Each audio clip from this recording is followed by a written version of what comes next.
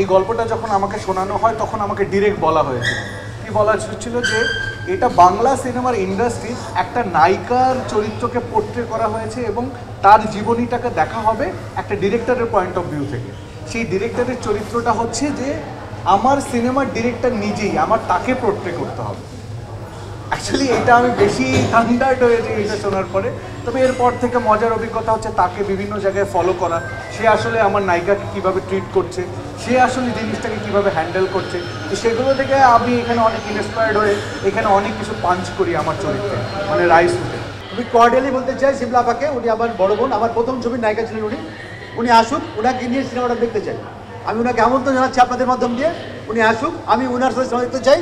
Mayurakshi team always প্রস্তুত, শিমলা আপা আসবে, উনি আমাদের সঙ্গে ছবি দেখবে। যদি উনি মনে করেন যে আমরা তাকে কোথাও ক্ষতিগ্রস্ত করছি বা তার ইমেজকে কোথাও ছোটো করার চেষ্টা করছি, উনি যে কোনো ব্যবস্থা নেবেন, আমরা মাথা পেতে নিই। আমরা একটা ইন্ডাস্ট্রির গল্প বলেছি, যে ইন্ডাস্ট্রিতে আপনি অনেকগুলো ক্যারেক্টার মিলাই ফেলতে পারেন। আমি একটা কথা বলতেছিলাম যে একটা ডায়লগ আছে, প্রডিউসার নায়িকারে বলতেছে আমার বাপ দাদার ট্যানারির বিজনেস, চামড়ার ব্যবসাটা আমি ভালো বুঝবো। এটা আপনি অনেক কিছু মিলাই ফেলতে পারবেন, অনেক প্রযোজক মিলাতে পারবেন, বা আপনি এরকম অনেকগুলো ক্যারেক্টার অনেকের সাথে মিলাতে পারবেন। এখন একটা ক্যারেক্টার না, আপনি এই ইন্ডাস্ট্রির অনেকগুলো ক্যারেক্টার, নট অনলি নায়িকা, not only director, not only producer, অনেকগুলো ক্যারেক্টার সঙ্গে আপনি কানেক্ট হওয়ার সুযোগ পাবেন। তো এখন প্রত্যেকটা মানুষকে আমাদের মামলা করবে যে আমার সঙ্গে মিলে যাচ্ছে না। তার মানে কি, আমরা তো ইন্ডাস্ট্রি প্রোটেক্ট করার চেষ্টা করছি। এখন যদি কারোর সাথে মেলে, এটা একান্ত কাকতাল, এটার সঙ্গে আমাদের কোনো সম্পর্ক নেই। আমরা বলেছি এটা ট্রু ইভেন্ট। ট্রু ইভেন্টটা কি, প্লেন হাইজাক। এইটুকু থেকে আমরা পিক করছিলাম, এটুকুতে আমরা ইন্সপায়ার্ড হয়েছিলাম। এরপরে বাকি ইন্ডাস্ট্রির যে গল্প আমরা বলেছি, এটা ইন্ডাস্ট্রির একটা বাংলা সাবলীল ইন্ডাস্ট্রির গল্প, সাবলীল ইন্ডাস্ট্রির নকশানি পুরোটাই। আমাদের যে স্ট্র্যাটেজি ছিল তাতে কিন্তু আমরা আসলে অনেক হল চাই নাই কখনো।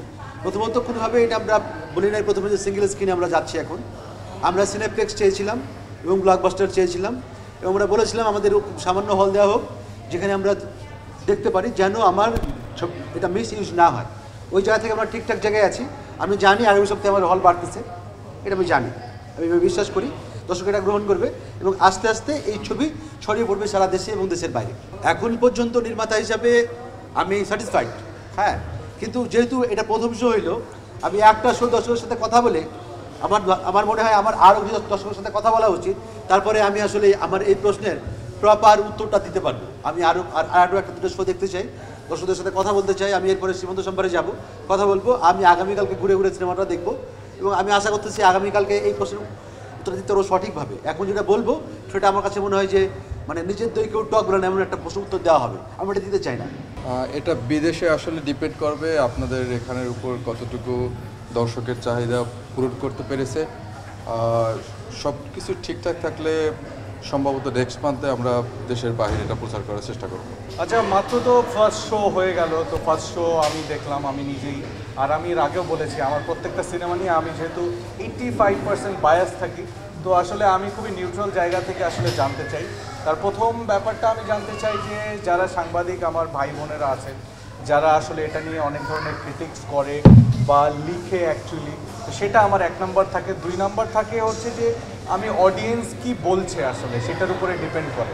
তো আজকে তো প্রথম শো হয়ে গেল, কালকে পর্যন্ত এটার ভাইবটা আমি বুঝতে পারবো। তবে আমার দেখা বা আমার নিজের সিনেমা বলে নয়, তো যেহেতু সিনেমাটা ঈদে রিলিজ হয়েছে, তো আমাদের সঙ্গে বড় একটা সিনেমা চলছে এই ধারাতে, তুফান, এবং সেই সঙ্গে ডার্ক ওয়ার্ল্ড, রিভেঞ্জও রয়েছে। তো আমি মনে করব যে এই যে গতানুগতিক ধারাগুলো চলছে, এটার মধ্যে একটা ডিফারেন্ট টেস্ট বা ডিফারেন্ট ফ্লেভারের একটা সিনেমা ময়ূরাক্ষী আমরা সবাই মিলে নিয়ে আসি। তবে এটুকু আরও বলবো আমি যে আমার দেখাতে আমার অনেকবার বেশি ভালো লেগেছে, যেহেতু আমার নিজের সিনেমা। তো আমি আরও চাইবো যে দর্শক যাতে আরও দেখে, অ্যাটলিস্ট সিনেমাটা দেখার পরে তাদের মন্তব্যগুলো যদি করে তাহলে বেশি ভালো লাগে। শুটিং মানেই তো বিভিন্ন ধরনের অভিজ্ঞতা, এবং আমার শ্যুট মানেই তো নতুন নতুন ঘটনা ঘটে। আমি বলতে চাই আমাকে শোনায়, তবে আমার পার্সপেক্টিভ থেকে যদি না জেনে এই ব্যাপারগুলো ডিরেক্টরের পার্সপেক্টিভ থেকে জানা যায়, তাহলে আরও বেশি মজা পাবে না। শুটিংয়ের আমরা যে ক্যারেক্টারটা করছি নয়নতারা করার জন্য আমরা এমন একটা ক্যারেক্টার খুঁজতেছিলাম যে মানে গতানুগতিক বাংলা সিনেমার নায়িকা, বাংলা সিনেমার সমস্ত নখরামি যার মধ্যে আছে, যে মনে করেন সকাল 10টার গল্প বিকেল 7টার সময় আসে, এরকম একটা ক্যারেক্টার খুঁজতেছিলাম আমরা। দ্যাটস ওয়াই আমরা একটা প্রপার পাঞ্চ করার সুযোগ পেয়েছিলাম এবং প্রতিদিন আমরা এগুলো নিয়ে মজা করতাম, কারণ আমাদের ব্যক্তিগত ক্যারেক্টারগুলো আমরা একই রকম ছিল। দ্যাটস ওয়াই এটা একটা খুব মজার সাথে তৈরি হতো। রাইসু ক্যারেক্টারটা আমাদের কাছে খুব মজার একটা ক্যারেক্টার ছিল, কারণ ও ক্যারেক্টারটার মধ্যে আমি ওরে বলছিলাম যে তুমি আমারে ফলো করো, তো ওই জায়গা থেকে ও আমারে ফলো করার চেষ্টা করছে।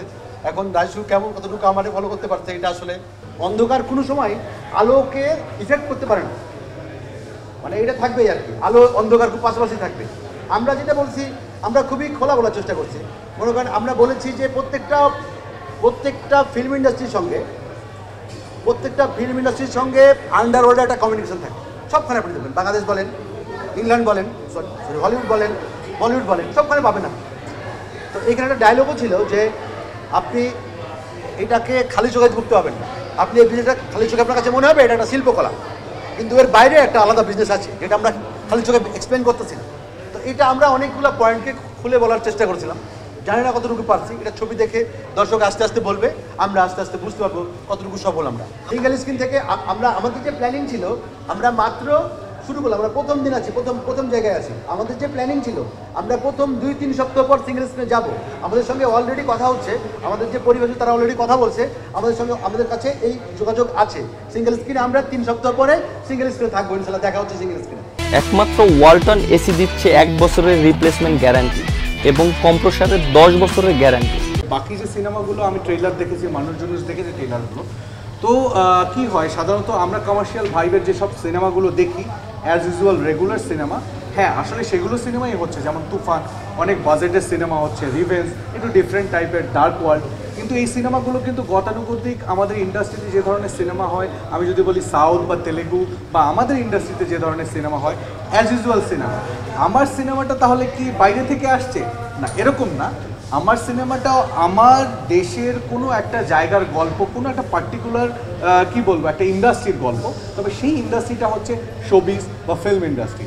তো সাধারণত কি হয় যে আমাদের এই কাজগুলো, যে আমরা যে ইন্ডাস্ট্রিতে বিলং করি, এই ইন্ডাস্ট্রির পিছনে কিছু গল্প থাকে, যে গল্পগুলো মানুষ অনেক ইন্টারেস্ট ফিল করে।